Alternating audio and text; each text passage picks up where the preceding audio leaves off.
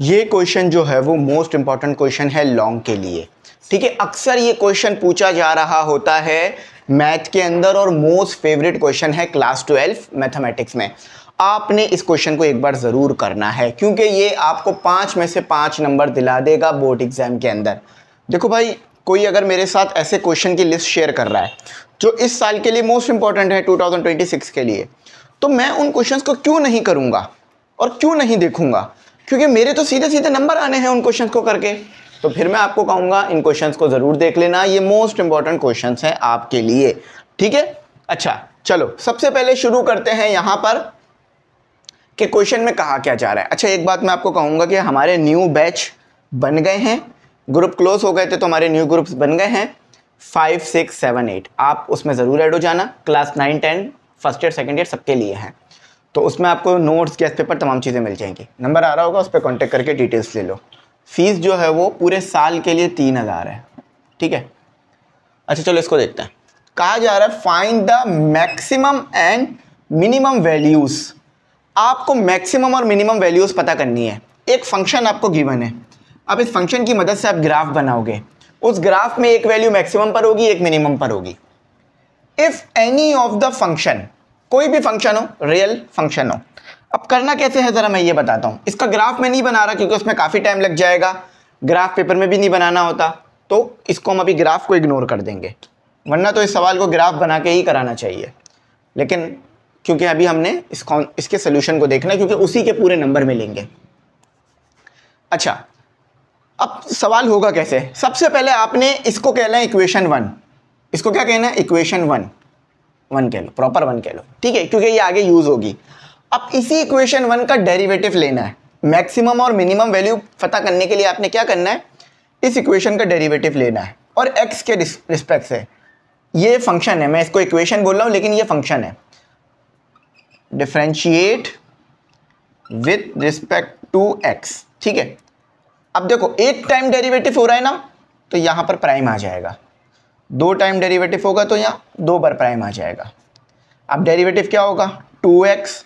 देखो इस तरह लिखने की ज़रूरत नहीं है, इस तरह लिखने की ज़रूरत नहीं है कि d/dx x का स्क्वायर प्लस 2x प्लस 3। नहीं, हमें पता है कि डेरिवेटिव ले रहे हैं, तो ये चीज़ ना भी लिखो तो कोई मसला नहीं है, क्योंकि आपने ये प्राइम इसीलिए तो लगाया है कि पता चल जाए कि इसका डेरिवेटिव हुआ है। अच्छा, उसके बाद आ गया 2 और ये 0 हो जाएगा। ठीक है, अब इसको अगेन डिफरेंशिएट करो, 2 टाइम डेरिवेटिव करना है। अगेन डिफरेंशिएट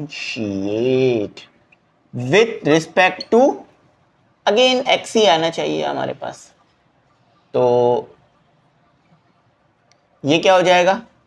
फाइनल फॉर्म भी लिख देते हैं इसकी, 2x प्लस 2। इसको हम कहेंगे इक्वेशन 2। इक्वेशन 1 ये थी, इक्वेशन 2 ये है। अच्छा, अब इसको अगेन डेरिवेटिव करना है वैल्यू पता करने के लिए, तो ये बचेगा 2। देखो ये तो 0 हो जाएगा, ये x1 हो जाएगा और 2 बचेगा। अब मैक्सिमम और मिनिमम वैल्यू देखो कैसे फाइंड होगी। अब इसको समझना, असल यही है। एक इसमें ना वो सवाल बहुत आता है जिसमें साइन आ रहा होता है, ट्रिग्नोमेट्री, तो वो भी मैं आपको कराऊंगा। अच्छा, अब आपने लिखना है at extreme value, at for extreme value, for extreme value. अच्छा, अब एक कंडीशन याद रखो। अब जब एक्सट्रीम वैल्यू बोलोगे ना तो ये 0 हो जाएगा, मतलब इसको 0 ले लेंगे क्योंकि हमें x की वैल्यू निकालनी है। इसको हम 0 ले लेंगे। ठीक है, देखो 0 ले लिया, तो इक्वेशन 1 इक्वेशन 2 को हमने इसको 0 ले लिया, और यहां मैंने लिख भी दिया कि जो आपने फर्स्ट डेरिवेटिव लिया उसको 0 ले लो। ये मैंने मेंशन भी करा है तो आपको समझ भी आएगी बात। इसको 0 ले लिया तो क्या बचा? 2x प्लस 2 है ना, 2x प्लस 2 बचा। अच्छा, एक चीज़ यहाँ पर करेक्ट कर लो, वो ये है कि यहाँ ये माइनस है। ठीक है, कोई मसला नहीं है, माइनस है। ठीक है, बाकी सही है। ये प्लस नहीं है, माइनस है, तो ये भी माइनस आएगा। अच्छा, अब इसको 2 को उधर ले जाओ, x इज इक्वल टू 2। देखो 2 उधर चला गया, ये 2 से 2 कैंसिल हो जाएगा, तो x इक्वल टू 1। आपके पास जो x की वैल्यू आ रही है वो 1 आ रही है। अब यहाँ पर आपने असल चीज़ को समझना है। अब यहाँ पर आपने अपनी असल चीज़ को समझना है। अब ये जो x आया है ना, इसको आपने पुट करना है डबल डेरिवेटिव में। देखो सबसे पहले आपने क्या किया, फर्स्ट डेरिवेटिव लिया, फिर सेकंड डेरिवेटिव लिया, ये आसान है। अब आपने फर्स्ट डेरिवेटिव में जो फंक्शन था उसको 0 ले लिया एक्सट्रीम वैल्यू निकालने के लिए, वहाँ से x निकाल लिया, फर्स्ट डेरिवेटिव से x निकाल लिया। अब जो फर्स्ट डेरिवेटिव से x निकाला है ना, उसको सेकंड डेरिवेटिव के अंदर पुट कर दो। तो यहाँ पे लिखो पुट x इन इक्वेशन 3, या सेकंड डेरिवेटिव लिख लो, यहाँ पे पुट करो। तो क्या निकाला है हमने 1, और ये 2 ही रहेगा क्योंकि 2 के साथ तो x है नहीं। ये आपका है, अगर ये 0 से बड़ा आ रहा है, अगर ये चीज़ आपकी 0 से बड़ी आ रही है, और यहाँ पर अभी हमारे पास ये 0 से बड़ी आ रही है, तो ये आपका कहलाएगा मिनिमा। ठीक है, इस चीज़ को आपने याद रखना है। आपका आंसर 0 से बड़ा आ रहा है ना, अगर 0 से बड़ा आ रहा है तो ये क्या कहलाएगा, मिनिमा। ठीक है, मिनिमा निकाल लिया। अब इस x को देखो याद रखना, इसकी मदद से हमने x निकाला और x को यहां पे पुट कर सेकंड डेरिवेटिव में पुट कर हमने मिनिमा निकाल लिया। अब इस 1 को हम पुट करेंगे इक्वेशन 1 में, पुट इन इक्वेशन 1, कि ये मिनिमा आ कहां पे रहा है, तो इसलिए यहां पुट करेंगे, रिलेटिव मिनिमा निकालेंगे। 1 का स्क्वायर -2 और ये 1 और ये 3। एक वर्डिंग लिखनी होगी छोटी सी आपको, 1 - 2 + 3, तो ये आ गया आपके पास कितना, -1 + 3, तो ये आपके पास आ रहा है 2। तो ये भी 2 आ रहा है, ऊपर वाला जवाब भी 2 आ रहा था। तो आप लिखोगे, वर्डिंग में लिखना रिलेटिव मिनिमा, मिनिमा हो गया, तो मिनिमा x = 1 और 2।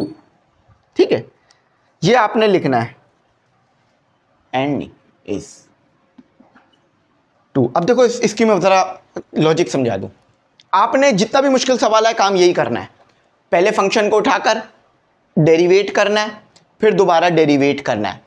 जो पहला डेरिवेटिव था उसको ये चीज़ 0 करनी है और x की वैल्यू निकाल लेनी है, ऐसे। अब इस x की वैल्यू को सेकंड डेरिवेटिव में पुट करना है और मिनिमा या मैक्सिमा पता चल जाएगा। अगर ये 0 से छोटा आता तो मैं मिनिमा बोलता, ये 0 से बड़ा आया तो, अगर ये 0 से छोटा आता तो मैं मैक्सिमा बोलता, ये 0 से बड़ा आया इसलिए से मिनिमा बोल रहे हैं।